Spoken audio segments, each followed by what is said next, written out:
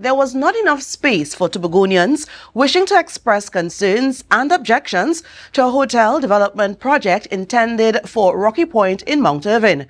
Superior Hotels Trinidad and Tobago Limited is hoping to establish a Marriott Hotel at Rockey Point along with private residences and villas.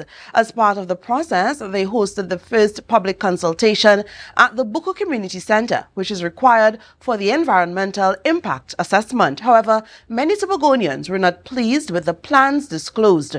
More details in this report from Kandace Jackson. Support tourism development, but not Rockey Point development. Such was the sentiment that caused the Buccoo Community Centre to be standing room only as Tobagonians gathered to hear details from Superior Hotels TNT about its intentions for the area. Chairman John Aboud sought to address already publicized environmental concerns. As there is absolutely no intentions of interfering with the coastline or anything related to the beach. Marine life would not be affected. As stated before, we are not interfering with the water at all. And the turtle nesting areas, we know what we have to do. We know with the lighting what we have to do. This also included the protection of historical sites on the property. However, several people were not comforted by this assurance. Improperly planned development of that point will put further stress on the ecosystem there and endanger not just the environment and destroy sites for us, but it also endangers my livelihood as well as the other dive centers on the island.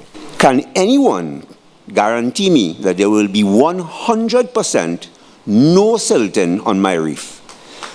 I cannot accept 1% silting. How many of us access that beach after that? The project would see a 200-room Marriott Hotel constructed along with private residences, villas and bungalows. Again, concerns were voiced. This is nothing but a foreign exchange business. They could be adding an additional 300 rooms.